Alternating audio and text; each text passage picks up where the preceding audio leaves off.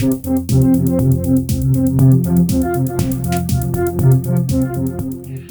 everyone, it's Elizabeth from Elpis Astrology at elpisastrology.com. Thanks for joining me today.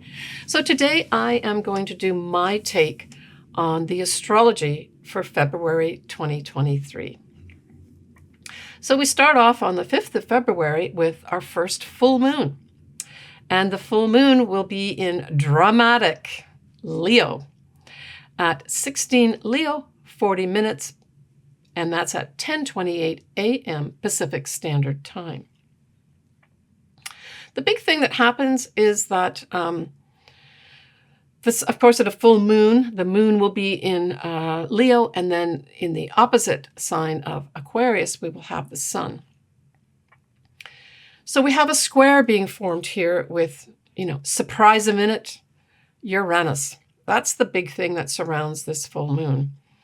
And so I just saw this as some kind of big, dramatic, maybe more than one gesture of some sort. Now, on an individual basis, if you've got something, say, around, say, an ascendant or a sun, around the 16-degree mark of Leo, that square with Uranus could bring in some kind of sudden, like a sudden break up in a love partnership, because Leo rules that. It can also bring some kind of big change your way.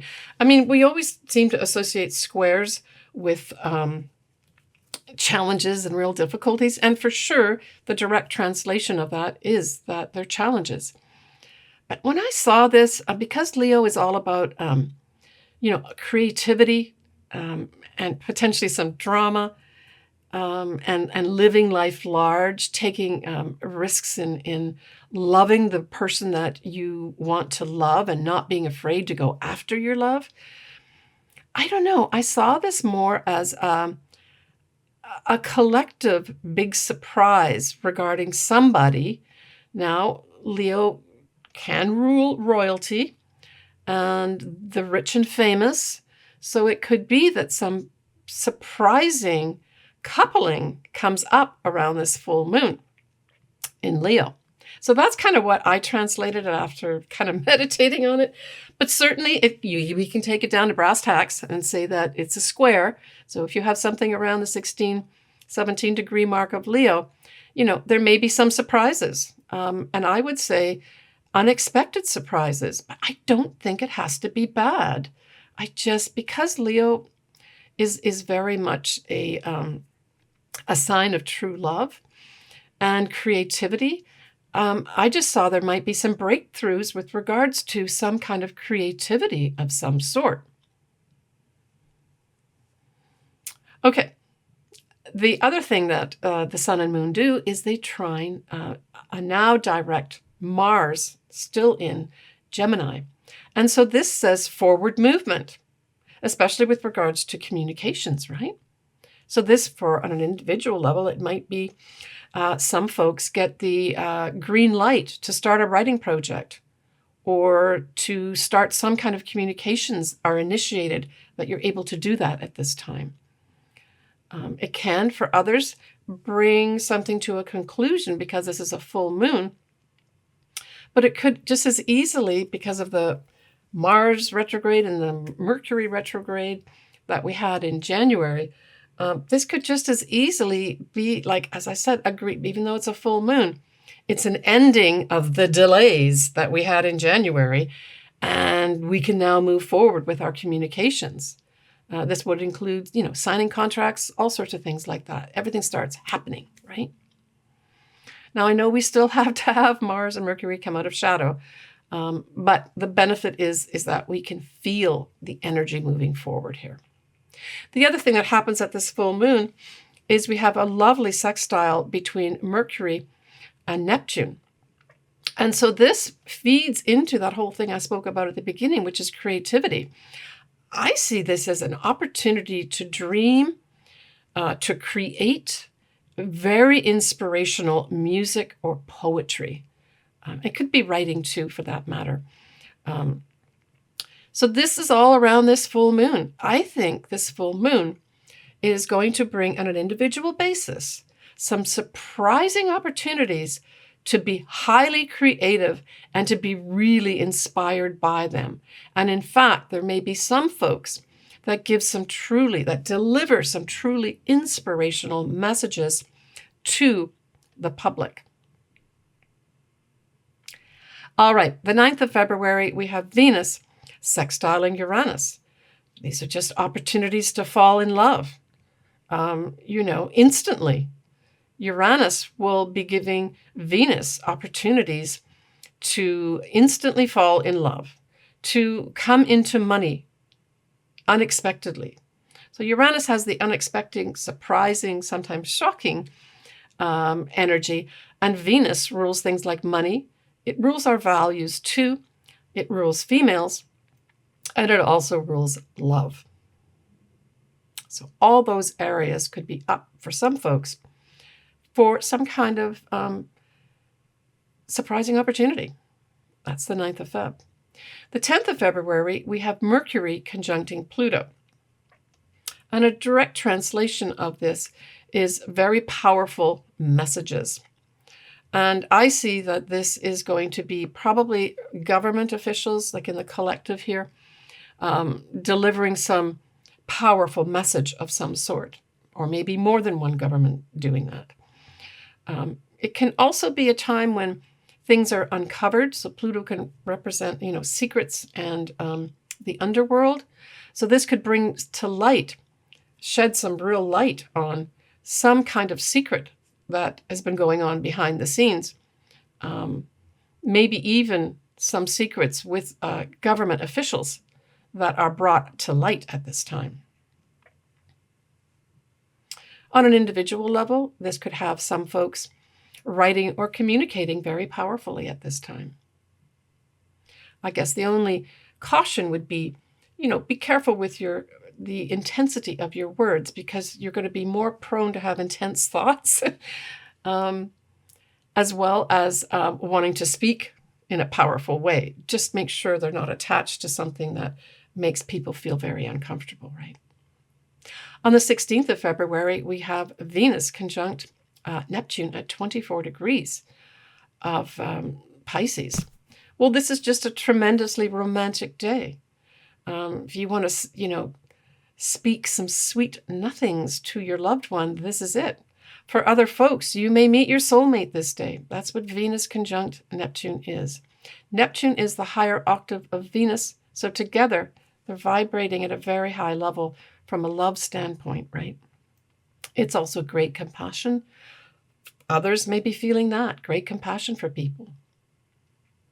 On the 18th of February, we have Mercury sextiling Jupiter, which is at 9 degrees of Aries. So with Mercury being at 9 degrees of Aquarius, sextiling that Jupiter, this is just opportunities to get our messages out there. I thought too, also with the Mercury in Aquarius, I thought literally this is messages from potentially outer space, some new discovery of some sort. Yeah, that was a direct intuitive hit for me. All right, so our new moon in February 2023 will be at 0 Pisces, 22 minutes on the 19th of February at 11:07 p.m. Pacific Standard Time. We will have the sun and the moon, because at a new moon, both of them are together, will be conjuncting Saturn, but Saturn is going to be at 28 degrees of Aquarius in a different sign. Doesn't matter. It's still within a couple degrees. So this is adding a level of seriousness to this new moon. But I also thought, because Saturn represents karma in many ways, and so does the 12th house, which is ruled by Pisces, so the sign of Pisces, I thought this was kind of like a new start to do with our collective karma. And I think this is going to play out for different people in different ways, but certainly a new moon in Pisces asks us to be very spiritual. So this is our spiritual side of ourselves. It's also great compassion. It's agape love. So the highest love for all the people. And because Aquarius rules people, that's why I got this whole restart of our karma, generally speaking. And that's what I'm getting in this message. Now let's look at what else is going on at this new moon. So, of course, Happy New Year to all my Pisces viewers, because this is your new kickstart to the year. We have Mercury sextiling Chiron, and we have Venus sextiling Pluto at that 29-degree mark. That's important. But because Pluto's at that 29 degrees, Pluto has full power at this time. And so I think that ties in nicely with what I just spoke about and our collective karma. I think this Venus sextiling Pluto at 29 degrees is a very powerful time for a few things. A powerful time for love, for sure. Transformational love, opportunities. So if you've got something, especially say your own Venus at 29 degrees of Capricorn, this could be a time of true transformation with regards to your love, but it could also be transformation of your money. This 29 degrees is basically laying down the gauntlet of saying this is the final time Pluto will be sextiled by Venus, with Pluto being in Capricorn. And with Pluto at full power here, it's exerting some pretty powerful effects. Now, we could have females be brought in for some major transformation as well, and in terms of an actual event, because this is such a powerful, critical degree of 29 degrees. But it could have us collectively, truly, collectively, changing how we value things, transforming what we value. And certainly I think a lot of us have gone through a better change in our values and what we value and how we value as a result of all this period we had, the pandemic, right? Et al. Okay, I just see this as a lovely new moon, very powerful, powerful changes for karma, collectively as well as individually. And certainly a transformation of our values. And I didn't talk about the Chiron part here with Mercury sextiling. This is good news about our healing and our health. Maybe we'll have some good news coming out in the press or on the internet or on the news regarding healing collectively here. New ways of healing too. That's the other thing this could bring in. All right. The 23rd of February, we have Mercury in Aquarius squaring Uranus. So this is going to say some jarring news of some sort is going to be coming in at this time. Now, it can also bring in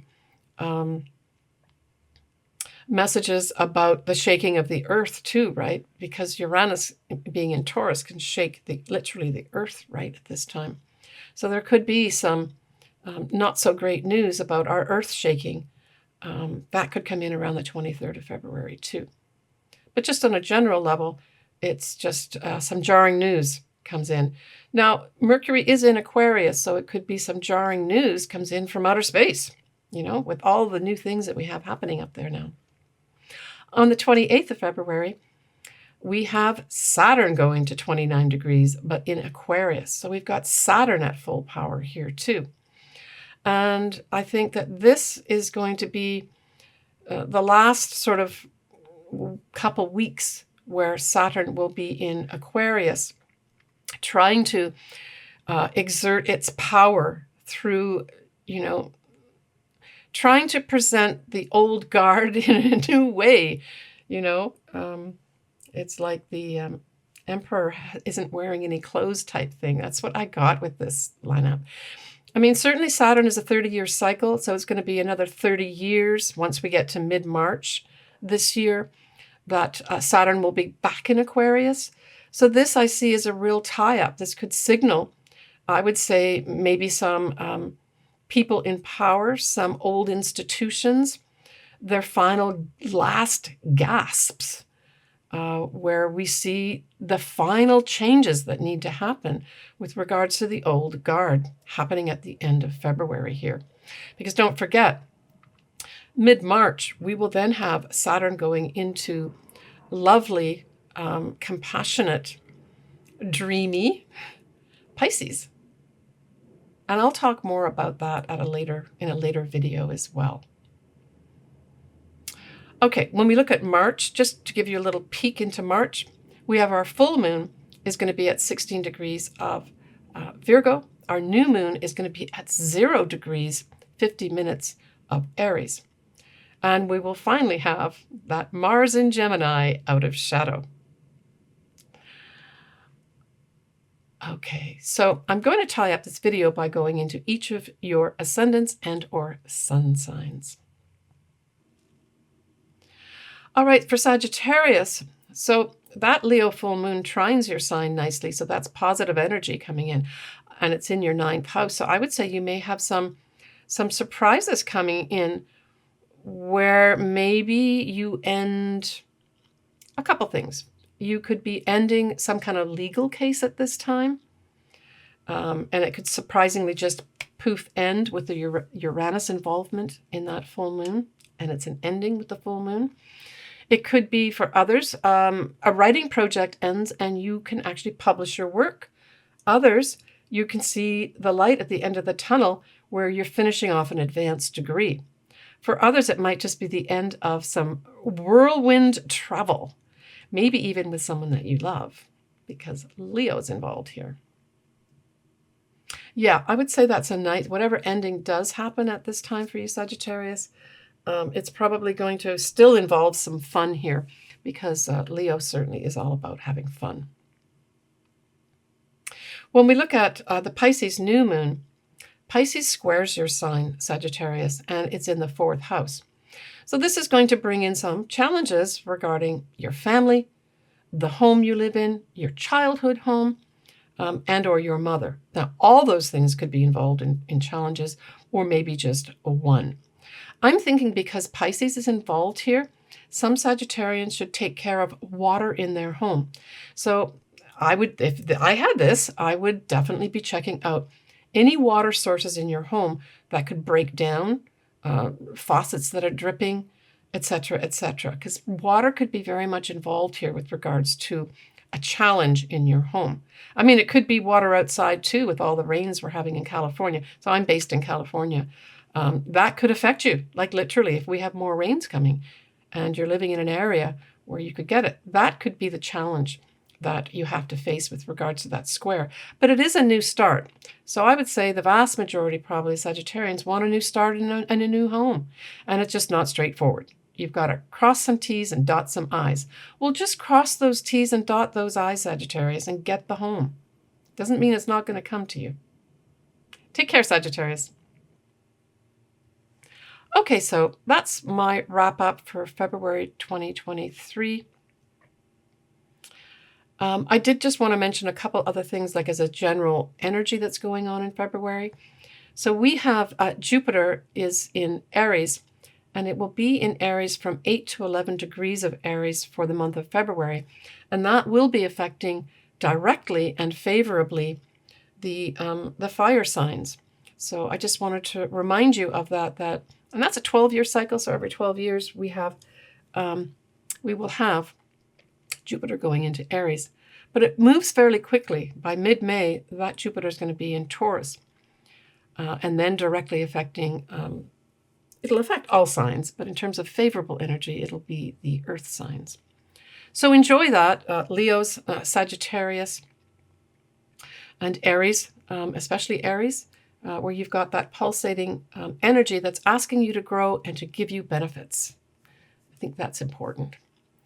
So by the time we come into March, and I will talk about this in more detail, we're going to have Saturn leaving Aquarius, yay, and then we're going to have Pluto arriving in Aquarius. So I think that's interesting.